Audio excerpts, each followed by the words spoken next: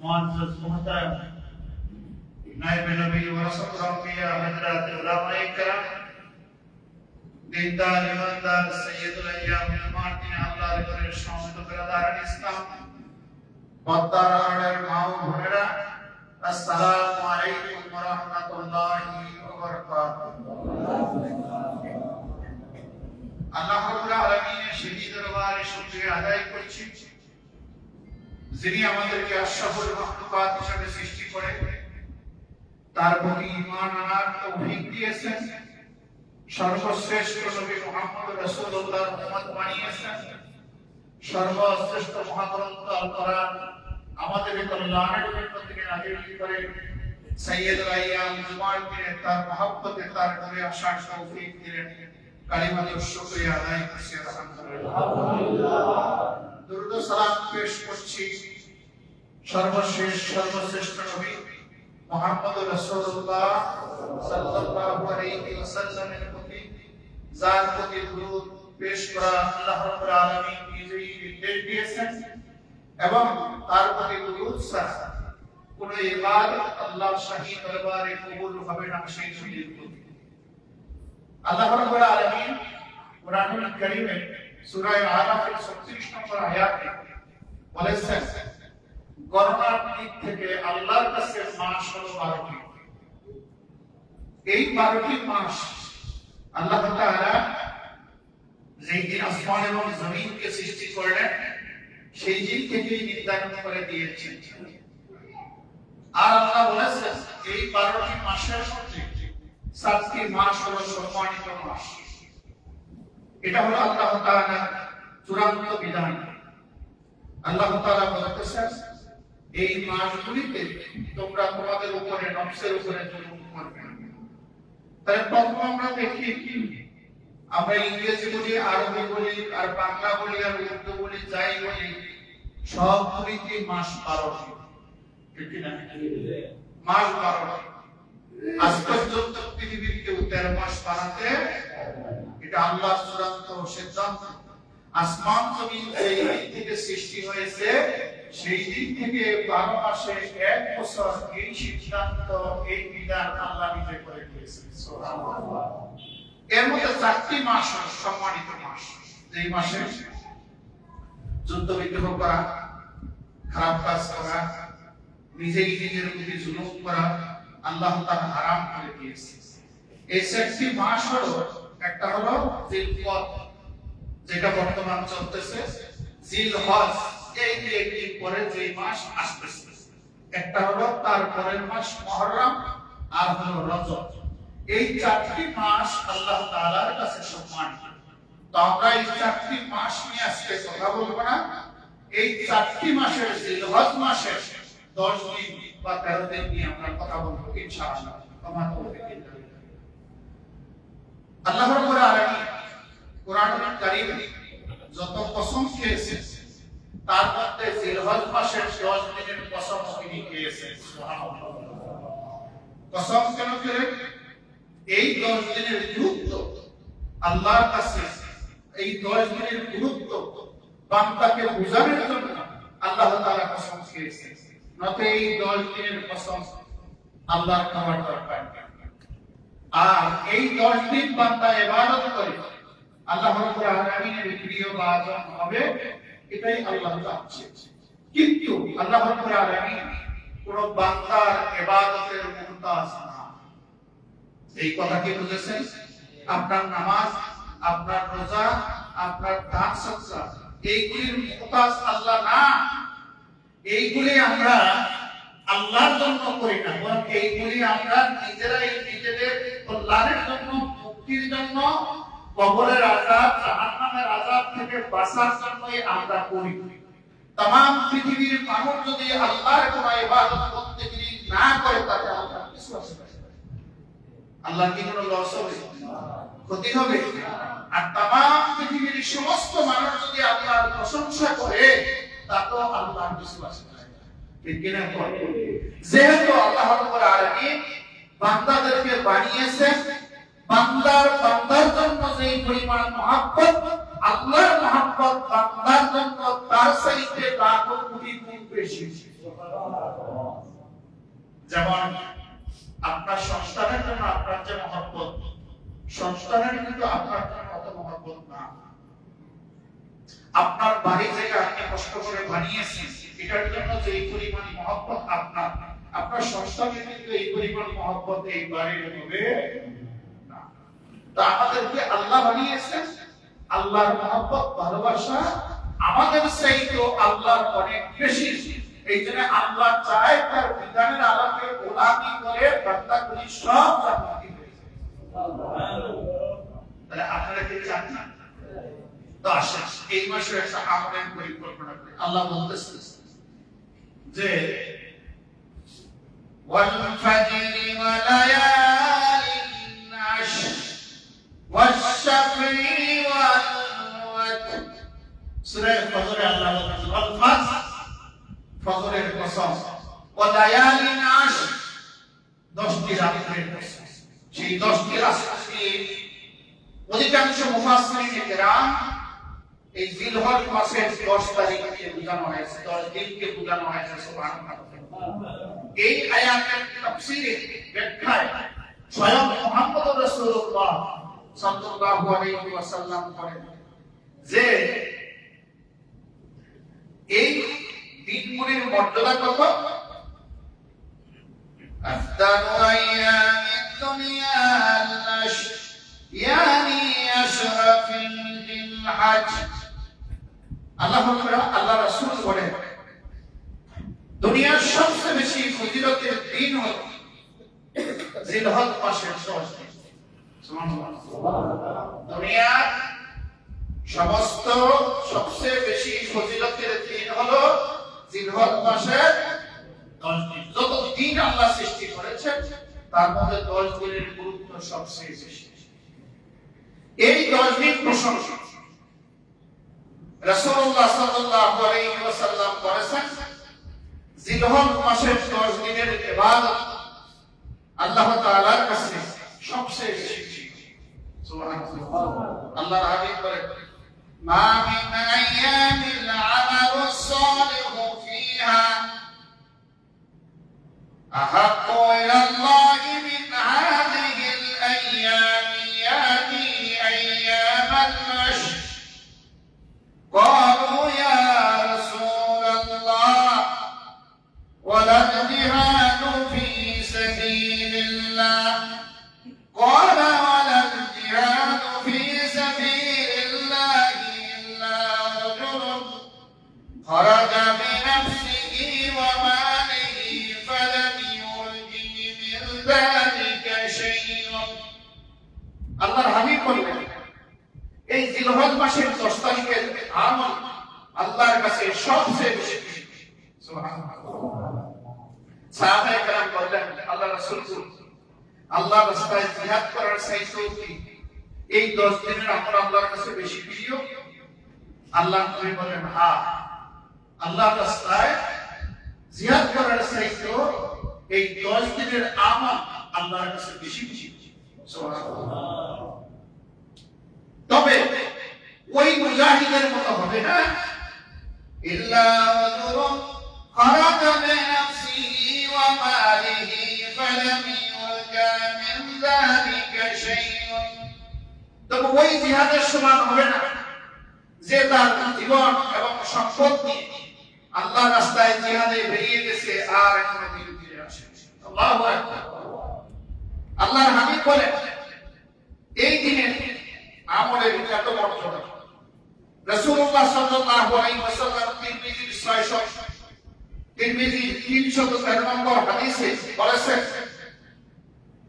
এই 10 দিনের ভিতরে 9 দিন যদি কেউ রোজা রাখে 1 তারিখ থেকে 9 তারিখ, তাহলে প্রতিদিনের সিয়ামের রোজার মর্যাদা হলো আল্লাহর কাছে 1 বছর রোজা রাখলে সেই পরিমাণ সওয়াব, এর প্রতিটি দিনের সিয়ামের মর্যাদা হলো আল্লাহর কাছে 1 বেশি। সুবহানাল্লাহ। আর এই 10 দিন 10টি রাতের মর্যাদা আল্লাহ তাআলার কাছে লাইলাতুল কদরের সমান। সুবহানাল্লাহ। তাহলে বলেন এই 9 দিনের এক এক দিনের রোজার সওয়াব 1 বছর রোজা রাখার সমতুল্য। এই 10 রাতে কিয়ামুল লাইলের নফল নামাজের মর্যাদা হলো লাইলাতুল কদরের সমতুল্য। সুবহানাল্লাহ। তাহলে এখন কি আপনারা রোজা রাখবেন না ছাড়বেন? কথা বলেন না, বললে ক্লিয়ার করবেন। রাখলে বলবেন যে রাখবো, না রাখলে বলবেন ইনশাআল্লাহ রাখবো। ইনশাআল্লাহ রাখবো, না রাখবো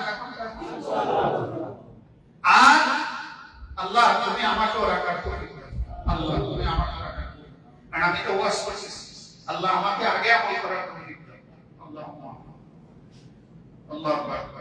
ওয়াজ করা খুব কঠিন, আল্লাহ তুমি আমাকে তো। আর এই 10 দিনের রাতের নফল নামাজ কিয়ামুল লাইল লাইলাতুল কদরের সমান মর্যাদা। সুবহানাল্লাহ। তাহলে ইনশাআল্লাহ এই 10 দিনের রাতে আমরা কিয়ামুল লাইল করব ইনশাআল্লাহ। কিয়ামুল লাইল মানে আপনি নফল নামাজ করব, তাহাজ্জুদ করব, নফল করব ইনশাআল্লাহ। আল্লাহ আপনি আমাদেরকে কবুল করুন, এই ইবাদত করার তৌফিক দান করুন। এরপরে রাসূলুল্লাহ সাল্লাল্লাহু আলাইহি ওয়াসাল্লাম বলেছেন, বাইহাকী শুআবুল ঈমান এই গ্রন্থে 356 নম্বর হাদিস, এই 10 দিনের আমলকে আল্লাহ রাব্বুল আলামিন 700 গুণ বৃদ্ধি করে দিয়েছেন। কোন 10 দিনে? জিলহজের 1 তারিখ থেকে 10 তারিখ। কোনটা কেন বলে? জিলহজের 1 তারিখ থেকে 10 তারিখ। একবার সুবহানাল্লাহ বলবেন, এটা 700 বার বলার সুযোগ হবে। একবার আলহামদুলিল্লাহ বলবেন, 700 বার বলার সুযোগ হবে। সুবহানাল্লাহ। আল্লাহ তাআলা এই গুনাহগার বান্দাদেরকে মুক্তি দেওয়ার জন্য কত যে ফাঁকফোকর কৌশল সুযোগ সুবিধা বোনাস দিয়ে রেখেছে, বান্দা যদি সেটা গ্রহণ করে তাহলে জাহান্নামী বান্দাগুলো জান্নাতে চলে যাবে। সুবহানাল্লাহ। আর আল্লাহর বিধান হলো কোন জাহান্নামীকে, কোন অপরাধীকে অপরাধের শাস্তি না দিয়ে ক্ষমা করে দেওয়া, যদি শুধু বান্দা এগিয়ে আসে। সুবহানাল্লাহ। আর দুনিয়ার মানুষের স্বভাব হলো আমার বিরোধিতা যে করলো তারে কত কলার কৌশলে মুরগি চুরি করলে ওর চুরি শাস্তি দেওয়া হয়, ঠিক কি না? আর আমার আল্লাহ বিশাল অপরাধ করেছে, বান্দা এগিয়ে এসে কান্নাকাটি করেছে, মাপ চেয়েছে, রাতের অন্ধকারে আমার আল্লাহ গুনাহগার বান্দাকে মাফ করে দেয়। আল্লাহু আকবার। এরপরে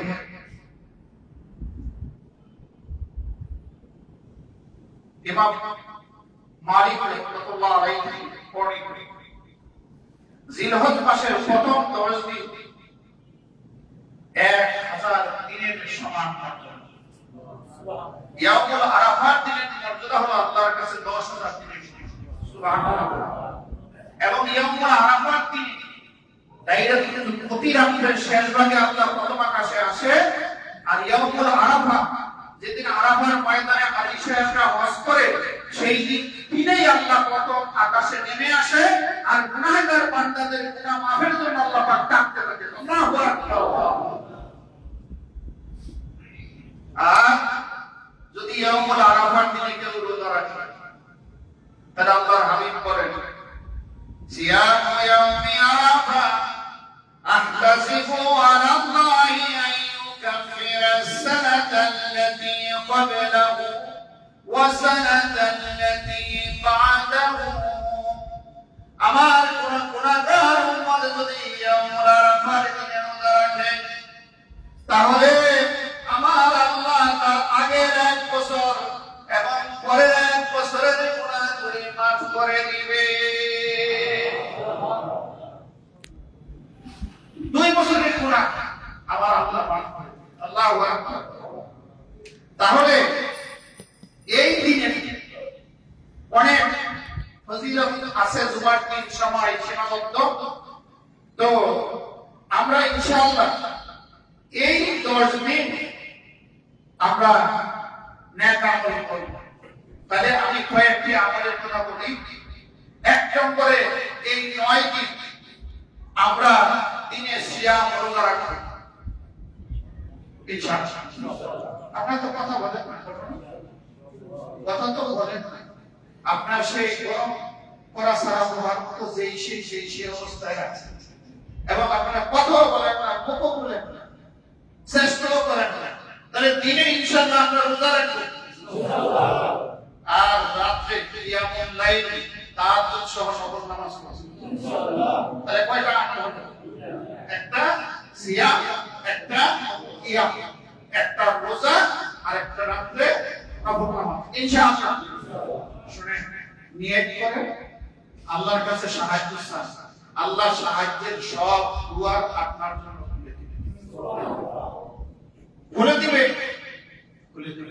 অনেকে বলে যে হুজুর সকালে তো ফজরের নামাজ পড়তে পারি না, ঘুম থেকে উঠে। মনে রাখতে হবে আপনি আল্লাহর কাছে নামাজ পড়ার সাহায্য চান না। যদি ঘুমানোর আগে আল্লাহকে বলতেন, আল্লাহ সারাদিন কর্মব্যস্ত ছিলাম, তখন ঘুম এসে যায়, আল্লাহ গো ফজরের সময় উঠে তুমি আমাকে ফজর করার তৌফিক দিও, আমার আল্লাহ ঠিকই নামাজের আগে আপনাকে জানায়। এটা আমরা সাহায্য চাই। তাহলে আসেন, এক নম্বরে সিয়াম, দুই নম্বরে কিয়াম, রাত্রে দাঁড়ায় নামাজ পড়ব। আরেকটা হলো আমরা এই কয়েকটি সহ জীবনের বাকি দিকে বেশি বেশি আল্লাহর জিকির করি। সুবহানাল্লাহ। আল্লাহর হাবিব বলেছেন এই 10 দিন বান্দাকে সাচ্চি তাসবিহ আল্লাহ রাসূল শিখিয়েছেন। এই হাদিসটি 10 দিনের তাসবিহ। মা মিন আইয়ামি আযামু ইনদাল্লাহ ওয়ালা আহাব্বু ইলাল্লাহি আল-আমালু ফীহিন্না মিন আইয়ামিল আশর ফাআকসিরু ফীহিন্না মিন তাসবিহ ওয়াত-তাহমীদ ওয়াত-তাহলীল ওয়াত-তাকবীর। আল্লাহর হাবিব বলেছেন এই 10 দিন আল্লাহর কাছে সবচেয়ে বেশি প্রিয় আমল যতগুলি আছে তার মধ্যে এক নম্বর হলো তাসবিহ। তাসবিহ সুবহানাল্লাহ, সুবহানাল্লাহ। তো বলেন না কেন সুবহানাল্লাহ? তাসবিহ সুবহানাল্লাহ, আলহামদুলিল্লাহ, তাহমীদ আলহামদুলিল্লাহ, আলহামদুলিল্লাহ, আলহামদুলিল্লাহ, ওয়াত তাহলীল লা ইলাহা ইল্লাল্লাহ, লা ইলাহা ইল্লাল্লাহ, ওয়াত তাকবীর, আল্লাহু আকবার, আল্লাহু আকবার, আল্লাহু আকবার, আল্লাহু আকবার। আসল তাসবিহ সুবহানাল্লাহ, আলহামদুলিল্লাহ, লা ইলাহা ইল্লাল্লাহ, আল্লাহু আকবার।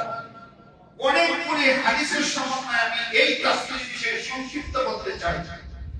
আল্লাহর হাবিব বলেছেন যদি এই তাসবিহগুলি কেউ পড়ে তাহলে মিজানের পাল্লাটা সওয়াব দিয়ে পরিপূর্ণ করে দেওয়া হবে।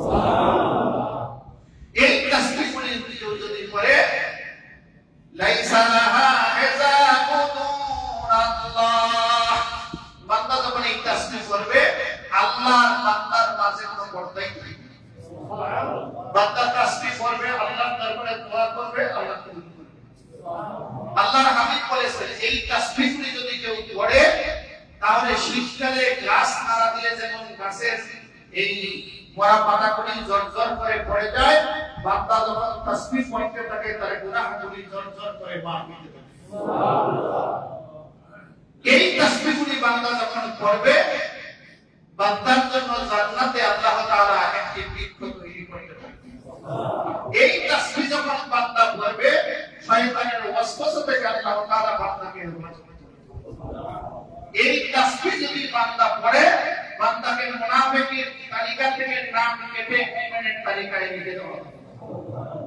তাহলে ইনশাআল্লাহ আমরা এই তাসবিহটি পড়ব। কথা ইনশাআল্লাহ।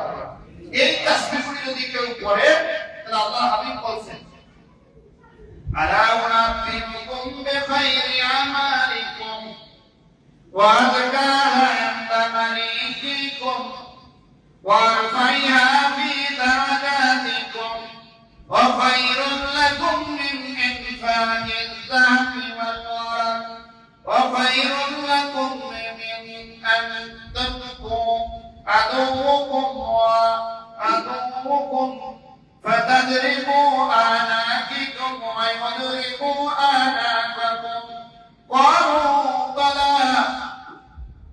মা হুয়া ইয়া রাসূলুল্লাহ ক্বালা যিকরুল্লাহ। আল্লাহর হাবিব বলেন, আমি কি তোমাদেরকে এমন একটি আমলের সংবাদ দেব না যে আমলগুলি করলে তোমাদের গুনাহগুলি মাফ হয়ে যাবে? ওয়াসকানা আনতা মালিকিকুম, আর সেই আমলগুলি করলে তোমাদের গুনাহগুলি মাফ হয়ে যাবে। ওয়ারফাইহা ফি দারাজাতিকুম, আর তোমাদের মর্যাদা আল্লাহর কাছে বেড়ে যাবে। স্বর্ণ রূপ আল্লাহর রাস্তায় দান করলে যে সওয়াব হবে তার চেয়ে বেশি সওয়াব হবে। যুদ্ধের ময়দানে গিয়ে তোমরা যদি নিহত হও অথবা কাফেরদেরকে নিহত করো তার চাইতে বেশি সওয়াব হবে। সাহাবায়ে কেরাম বললেন, হে রাসূল, ইয়া রাসূলুল্লাহ, আপনি বলেন। আল্লাহর হাবিব বলেন, ক্বালা যিকরুল্লাহ, সেটি হলো এই আল্লাহর জিকির, আল্লাহর এই তাসবিহ, সুবহানাল্লাহ। এরপর মুআয ইবনে জাবাল রাদিয়াল্লাহু আনহু বলেন, এই হাদিসটি তিরমিজির 506 নম্বর হাদিস। وقال معاذ بن جبل رضي الله تعالى ما من شيء أنزل من عذاب الله من ذكر الله। আল্লাহর গজব যখন পৃথিবীর মধ্যে আসে, আল্লাহর গজব যখন তোমার উপরে পড়বে, ওই গজবের মোকাবিলায় আল্লাহর জিকিরের চাইতে শক্তিশালী আর কোনো জিনিস হতে পারে না। আল্লাহর গজব আল্লাহর জিকিরের মোকাবিলা করতে পারে না। আল্লাহু আকবার। তাহলে বিপদ হলে আপনি ডাক্তার পারে আল্লাহ, আপনার কি ডাক্তার বিপদ আমাদের সময় ডাক্তার থেকে, কিন্তু একটু পরেই আবার ফিরে যায় যে আসলে যদি ওই নেতা না থাকতো, এই সময় সালাকি করে ওই দলে ভর্তি না হইতো, তাহলে ঠিকই দিছিল কাম সাইড। তারপরে যখন এই জলযানগুলি সাগর মহাসাগরের বিশাল বিশাল রক্তমালা, রক্তমালা জলযানের উপরে ভেঙে পড়ে, আর যখন এই জাহাজ জাদুই করে ডুবার প্রোগ্রাম হয়, তখন মুখলিসিন আলাউদ্দিন আল্লাহর নামে যখন তুফান থেমে গেল, এই রণতরী নিরাপদে কিনারায় নিয়ে গেল, তখন বলল কি যদি জাপানি ইঞ্জিন না হইত আর সারেক যদি এর পাইলট যদি অভিজ্ঞ না হইত, মাস্টার যদি অভিজ্ঞ না হইত, তাকে ছেড়ে দিবে ওরে ব্যাকল কত জাপানি ইঞ্জিন বলা জাহাজ কি এই সাগরে ডুবে নেবে? কথা পায় না ঢুকছে কিনা? কিন্তু বিপদের সময় আল্লাহর গজবের মোকাবিলায় আল্লাহর জিকির করবে। এই জন্য কোরআনুল কারীমে সূরা লোকমান আল্লাহ তাআলা বলেন, আমরা যে কত বড় দুষ্ট সেটা আল্লাহ বোঝে না। আমরা যে কত বড় সালাহ, কত বড় দুষ্ট, এটা আল্লাহ বোঝে নাকি? এটা আল্লাহ বছর আগে আল্লাহ বলে, ওয়াইদা মাশিয়াকুম মাওযুন কাযুরানি তাআল্লাহ মুখলিসিনা লাহুদ্দীন ফালাম্মা নাজাহুম ইলাল বাররি ফামিনহুম মুকতাসিদ। যখন বিশাল বিশাল তরঙ্গমালা জলযানের উপরে ভেঙে পড়ে, মুখলিসিনা লাহুদ্দীন একনিষ্ঠ হয়ে আল্লাহকে ডাকে। আগেই তো বলছি, আল্লাহর যদি কেউ ডাকে কোনো নাফরমান, তখন আল্লাহ রাগ করে থাকতে পারে না, আল্লাহর গজব তখন থাকে না। কারণ আল্লাহর শান হলো আল্লাহর গজব, আল্লাহর ক্রোধ আর আল্লাহর রহমত যখন পাশাপাশি হয়, তখন আল্লাহর ক্রোধ পরাজিত হয়, আল্লাহর রহমত বিজয়ী হয়ে যায়। আল্লাহু আকবার। এই দুষ্ট আল্লাহকে ডেকেছে, আল্লাহ মুহাম্মদ বিজয়ী হয়ে তাকে তার রহমতের কিনারে লাগায়া দিয়েছে। কিনারে লাগানোর পরে শুরু করে থাকে, ঠিক কিনা?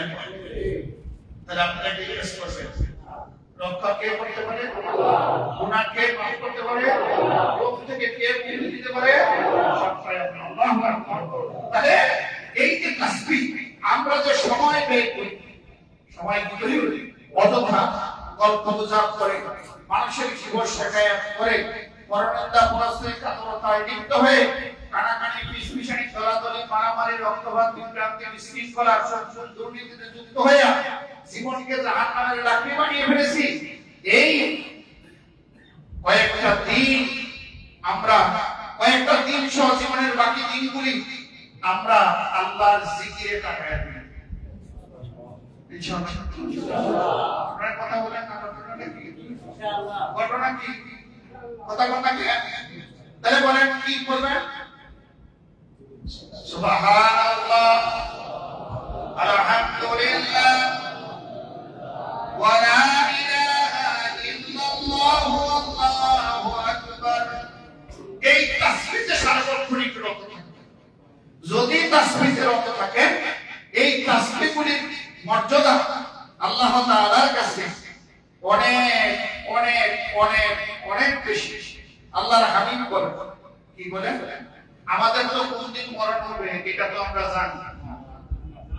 যারা বলছে তারা জানে না, যারা বলে নাই তারা জানে। আমাদের কোন দিন কোন তারিখে কখন মরণ হবে এটা কি আমরা জানি না? জানি না। কে জানে? আল্লাহ। সেই আল্লাহর কাছে সবচেয়ে প্রিয় আমল হলো কি জানেন? আল্লাহু আকবার।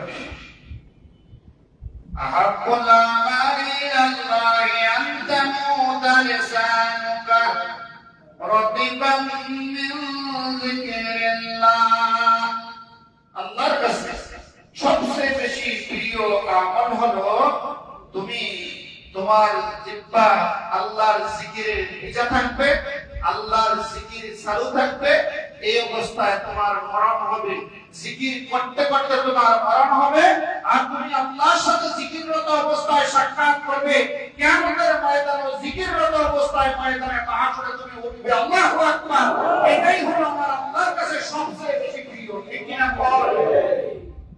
তাহলে জিকির কার হবে? আল্লাহ হবে। আল্লাহ দিবসকে এই দিন আমরা দিবসকে একবারে কাটাবো না।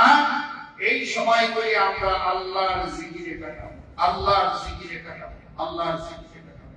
একজন সাহাবী এসে আল্লাহ রাসূলকে বললেন, এই হাদিসটা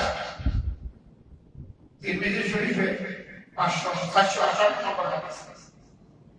এক সাহাবী এসে বললেন, ইয়া রাসূলুল্লাহ, ইসলামের বিধিবিধান অনেক বড়, আমি সাধারণ মানুষ, এত আমল আমি করতে পারবো না।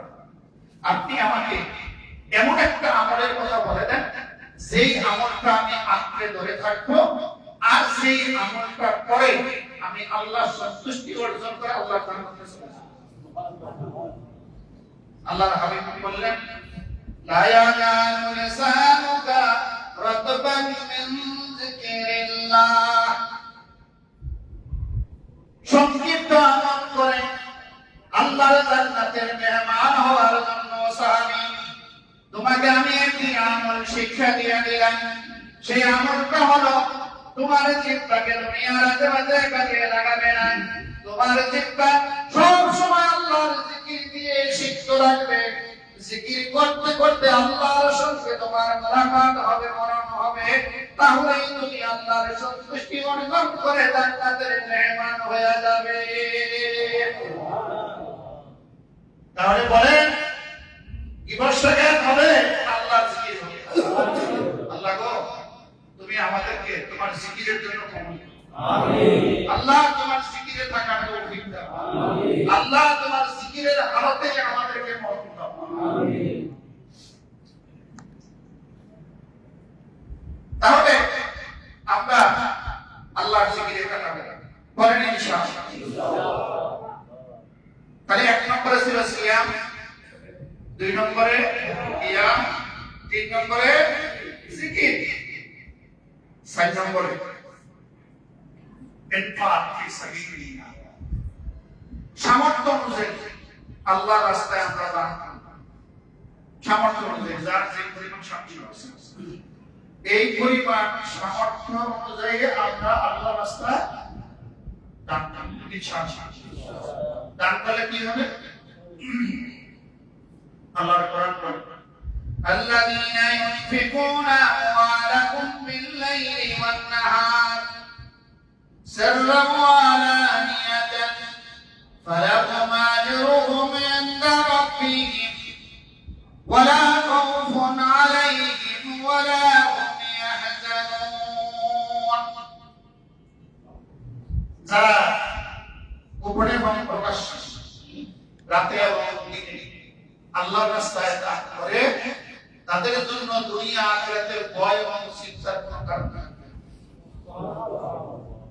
আর যদি কেউ আল্লাহর রাস্তায় দান করে as-sadaqatu taraddul bala, তার দানের কারণে আল্লাহ তার বালা মুসিবত দূর করে দিবেন। দানের কারণে আল্লাহ রাব্বুল আলামিন রোগ শোক থেকে তাকে হেফাজত করবেন। তাই ইনশাআল্লাহ 6 নম্বরে আমরা আমাদের সামর্থ্য অনুযায়ী দান করব ইনশাআল্লাহ। 5 নম্বরে কুরবানি করব। যাদের উপরে কুরবানি ওয়াজিব হয়েছে ইনশাআল্লাহ আমরা 10ই জিলহজ নামাজ পড়ে আল্লাহর রাহে কুরবানি করব আল্লাহ সন্তুষ্টির জন্য। কিন্তু এই নিয়ে আমি ইনশাআল্লাহ আগামী জুমায় যদি আসি আলোচনা করব। কুরবানি কয় মণ গোশত হয়েছে, কত টাকা করে পড়েছে, কত সংস্থা করা, ফেসবুকে দিয়া নিজের হেডম বাহবাগিরে দেখানো, এইগুলি সব দিয়া, এইগুলি সব সংখ্যা, এইগুলি সব সদস্যতা, এইগুলি খায়েশের লক্ষণ, এগুলি একটাও আল্লাহ ওয়ালার খুশিয়াতের লক্ষণ না। আল্লাহ কি রাগ করেছে? এগুলি হচ্ছে কিনা সমাজে? এগুলি করে না। আল্লাহর সন্তুষ্টির জন্য কুরবানি ইনশাআল্লাহ। অনেক জায়গায় বলে কুরবানি না দিলে ছেলে মেয়ে খাবে কি? এই নিয়ত কি করবেন না, নিয়ত করবেন যে কুরবানি দেব আল্লাহর সন্তুষ্টির জন্য, ছেলে মেয়ের খাওয়া হবে, আত্মীয় স্বজনের দেওয়া হবে, কিন্তু উদ্দেশ্য হবে আল্লাহর সন্তুষ্টি। উদ্দেশ্য কি? আল্লাহর সন্তুষ্টি। এই গোশত, এই রক্ত আল্লাহর কাছে পৌঁছে, আল্লাহর কাছে পৌঁছে আপনার ভয় তাকওয়া لا ينال الله لحومها ولا دماؤها ولكن يناله التقوى منكم। এই গোশতই রক্ত এগুলি আল্লাহর কাছে পৌঁছে না, পৌঁছে তোমার আল্লাহর ভয় তাকওয়া, এটা আল্লাহর কাছে পৌঁছে। এই জন্য কুরবানির মাধ্যমে আমরা তাকওয়া অর্জন করব, আমাদের পশুত্বকে আমরা জবাহ করব, আর আমি আল্লাহর খালেস মুখলেস বান্দা হিসেবে পৃথিবীর মধ্যে দেশ কাছে ইনশাআল্লাহ।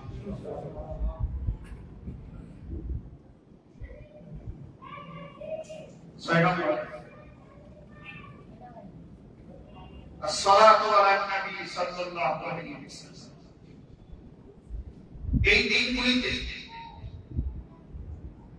আমরা বেশি বেশি দুরূদ শরীফ পড়ব, কারণ ইন্না দুআ মাওকুফুন বাইনা আস-সামাই ওয়াল আরদ হাত্তা তুসাল্লি আলা নাবিয়্যিকা। কোন ইবাদত আল্লাহর দরবারে কবুল হয় না। সমস্ত ইবাদত আকাশে রক্ষে থাকে, আকাশে উড়ে থাকে, আল্লাহর দরবারে কবুল হয় না। হাত্তা তুসাল্লি আলা নাবিয়্যিকা, যতক্ষণ পর্যন্ত তুমি তোমার নবীর প্রতি দরুদ না পড়বে ততক্ষণ পর্যন্ত তোমার কোন ইবাদত আল্লাহর দরবারে কবুল হবে না। এই জন্য বেশি বেশি আমরা দরুদ শরীফ পড়ব ইনশাআল্লাহ। কোন ইবাদত আপনি দেখাতে পারবেন না দরুদ শরীফ ছাড়া। নামাজের শেষ বৈঠকে দরুদ শরীফ পড়তে হয়। ইমাম আবু হানিফা রাহমাতুল্লাহ আলাইহি বলেছেন এই দরুদ পড়া ওয়াজিব, আর তিনজন ইমাম সহ অনেকে বলেছেন এই দরুদ পড়া ফরজ। জানাজার মধ্যে দরুদ শরীফ আছে, আছে কিনা কোন? দরুদ শরীফ ছাড়া কোনো ইবাদত নাই। বেশি বেশি আমরা দরুদ শরীফ পড়ব। দরুদ শরীফের ফজিলত কি? যদি আপনি একবার দরুদ পড়েন তাহলে আল্লাহ তাআলা 10টি রহমত আপনার উপরে নাযিল করবেন, 10টি গুনাহ মাফ করে দিবেন, 10 গুণ মর্যাদা বাড়িয়ে দিবেন। দরুদ পড়ার সঙ্গে সঙ্গে দরুদ ফেরেশতারা মদিনা মুনাওয়ারায় পৌঁছে দিবে। রওজায়ে আতহার থেকে রাসূলুল্লাহ সাল্লাল্লাহু আলাইহি ওয়াসাল্লাম আপনার দরুদের জবাব দিবে। দরুদ যদি পড়েন তাহলে মনের নিয়ত বাসনা পূর্ণ হয়ে যাবে। দরুদ যদি পড়েন ফেরেশতারা আপনার মাগফিরাতের জন্য দোয়া করবে। দরুদ যদি পড়েন দুনিয়ার আযাব গজব থেকে আল্লাহ পাক হেফাজত করবে। দরুদ যদি পড়েন আপনার দোয়া আল্লাহর দরবারে কবুল হবে। দুরূদ যদি পড়েন কিয়ামতের ময়দানে রাসূলুল্লাহর শাফাআত আপনাদের নসিব হবে। তাহলে এইবার বলেন দুরূদ পড়বেন কি পড়বেন? সবাই কথা কিন্তু বলেন না, আমরা কিন্তু তাপকি মেরে বসে আছি, বুঝতেছি। বলেন দুরূদ কি পড়বো না পড়বো না? আল্লাহ গো আমাদেরকে বেশি বেশি দুরূদ শরীফ পড়ার তৌফিক দাও।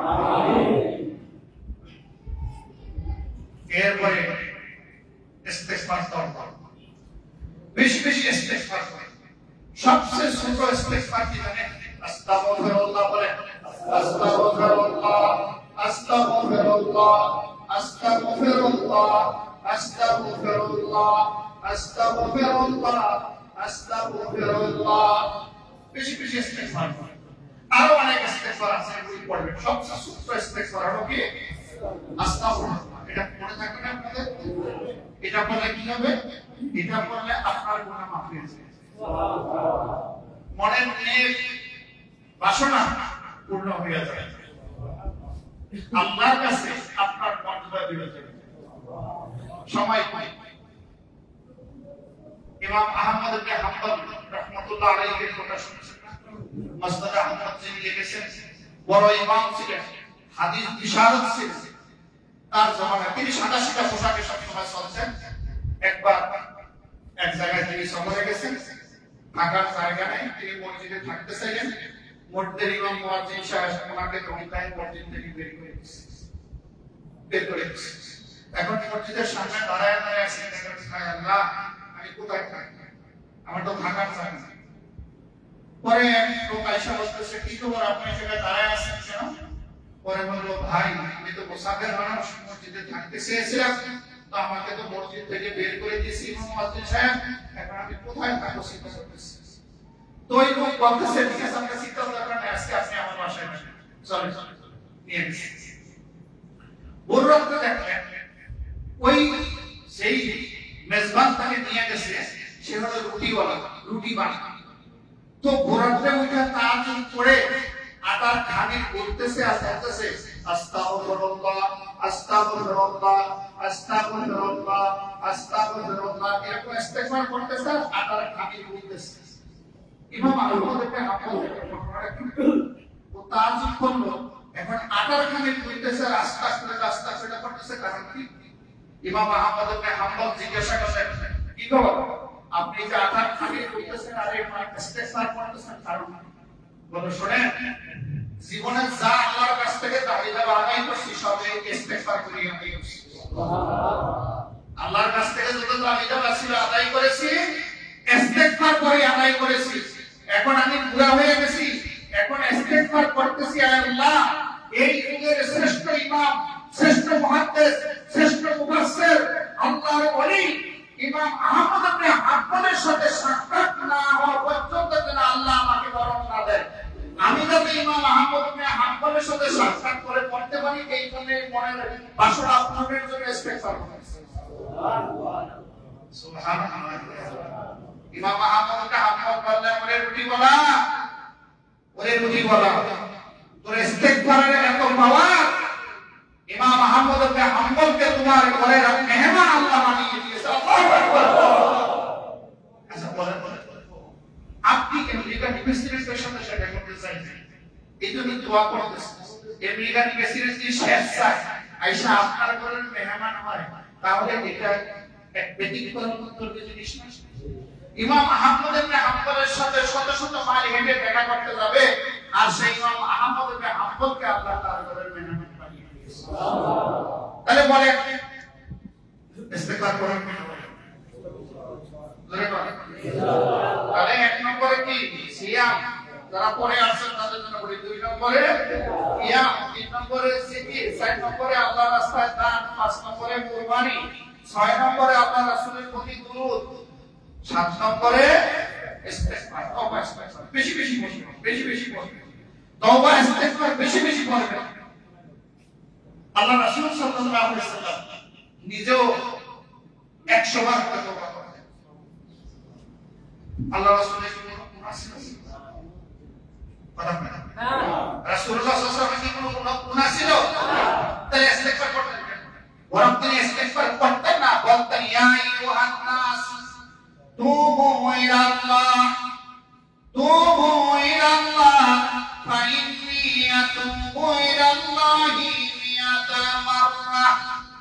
ও আমার উম্মতরা, দুনিয়ার মানুষেরা শুনে নাও, বেশি বেশি করে তোমরা ইস্তিগফার করবে, তওবা করবে। কেননা আমি মুহাম্মদুর রাসূলুল্লাহ সাল্লাল্লাহু আলাইহি ওয়াসাল্লাম নিজেও দৈনিক 100 বার করে আল্লাহর কাছে তওবা করি। তাহলে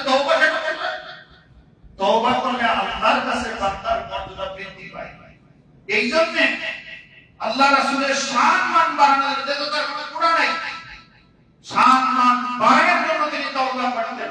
আমাদের তো কোনো গুণা নাই, আমরা তো সবাই মাসুম নিষ্পাপ, সবগুলি জান্নাত থেকে পালায় আইছি, জান্নাত থেকে আসছি না। আর দুনিয়ার যত অপকর্ম আছে সব এসে করি, ঠিক না? কথা কইলেই তো আপনারা রাগ করেন। এই দেশে কি হলো, কি হলো? অন্তের দেশে আয়না বিক্রি করার অবস্থা, চরিত্র আমাদের ভালো হলো না। এদেশে 90% উপরে মুসলমান, মুসলমানের দেশ, যে দেশে আজানের ধ্বনিতে আল্লাহু আকবারের মহান ধ্বনিতে মানুষের ঘুম ভাঙে, যে দেশে মানুষ আল্লাহু আকবারের মহান ধ্বনি শুনে ঘুমায়, সেই দেশে বেশ্যারও হিস্সা চায়। ঠিক কি না? বেশ্যারও হিস্সা চায়, বেশ্যারও হিস্সা চায়। প্রকাশ্যে দেশে মিছিল করে, এটা আমি ওলিউল্লাহর কথা নয়, কালামুল্লাহর কথা, মুহাম্মদ রাসূলুল্লাহর কথা। সমুচিত বেশ্যাদের হিস্সা হলো এই বেশ্যারা যদি অবিবাহিত হয় 100 জোড়া তাদেরকে মারতে হবে। আর যদি এই বেশ্যারা হিস্সা বিবাহিত হয়, আর যদি তারা হিস্সা চায়, তখন তাদেরকে সঙ্গে সার করতে হবে। এটা আমার কথা নয়, এটা কালামুল্লাহর কথা, এটা মুহাম্মদ রাসূলুল্লাহর কথা, এটা ইসলামী শরিয়া আইন। তবে আপনারা ব্যক্তিগতভাবে এই কাজ করবেন না, এটা রাষ্ট্রের দায়িত্ব। এই বেশ্যারা যদি বেশ্যার কারণে হিংসা চায়, তাহলে তাদেরকে এই শাস্তি দিতে হবে। এটা রাষ্ট্রপতি বিচার ফয়সালা করে, পুরো ব্যক্তিকে ইসলামী শরিয়া, ইসলামী শরিয়াতে আইন বাস্তবায়ন করার ক্ষমতা দেয় না। এই ক্ষমতা শুধু একমাত্র রাষ্ট্রের। আজকে দেশে প্রকাশ্যে মিছিল, আমাদের দেশে আমাদের মা বোনেরা, আমাদের খারাপ বন্ধুরা, আমাদের মেয়েরা কি বেশ্যা ছিল? তারা মুমিনা, মুহসিনা, সালেহা, কানিতা মহিলা, তারাও আজ লজ্জা পায়। কিন্তু এই বেশরমা, বেলজ্জা মহিলাগুলির কোনো লজ্জা শরম নাই। ঠিক কি না? রাস্তা বন্ধ করে বেশ্যা বিশ্বাস। ইসলামী রাষ্ট্র হতো তাহলে তোমাদের হিংসা ডিগ্রি দিয়ে দেওয়া হতো। কিন্তু মগের মূল লোক পেয়েছ, ওই যে জামাই স্বামী স্ত্রী ঝগড়া করলে রাস্তায় গিয়ে বন্ধ করে মিছিল করার দাবি আদায়ের জন্য চেষ্টা করো, আর মানুষের যত সব কষ্ট দাও, রাস্তাঘাট ব্লক করে। আজ এই নাটক চলছে, নাটক এগুলি বলতে চাই না, তারপর বলতে হয়। তাহলে আসে আমরা ইনশাআল্লাহ ইস্তেগফার 8 নম্বরে আমরা অনর্থক, অযথা, আজেবাজে কথা এবং কাজ পরিহার। অনর্থক কথা, কাজ পরিহার। মনে রাখবেন, কান দুইটা, মুখ একটা। কান কয়টা? মুখ কয়টা? যা শুনবেন কমপক্ষে তার অর্থে বলবেন, বেশি বলবেন। আর চুপ থাকা একটা ইবাদত, চুপ থাকা ইবাদত। যদি আপনি কথা কম বলেন, গুণ কম হবে, গুনাহ কম হবে। শুধুমাত্র এই জবান, এই দেহ আল্লাহ এবং তার রাসূলের কথা বেশি বেশি বলে ব্যয় করবেন। দুনিয়াবি কথা বলে ব্যয় করবেন। জান্নাতুল ফেরদাউসের ওয়ারিস যারা হবে, তাদের 60টি গুণ থাকবে। কয়টা গুণ? 60টি গুণ। এরা দুনিয়াতে থাকা অবস্থায় জান্নাতুল ফেরদাউসের ওয়ারিস হয়েছে, মালিক হয়েছে। সুবহানাল্লাহ। সূরা মুমিন পাশে গিয়ে পড়বেন, জুমার দিন সময় আল্লাহ বলতেছেন, قد أفلح المؤمنون। মুমিনরা সফল কাম হয়ে গেছে, সফল কামই হয়ে গেছে। মুমিনরা জান্নাতুল ফেরদাউসের মালিক হয়ে গেছে। সুবহানাল্লাহ। এক নম্বর কোয়ালিটি,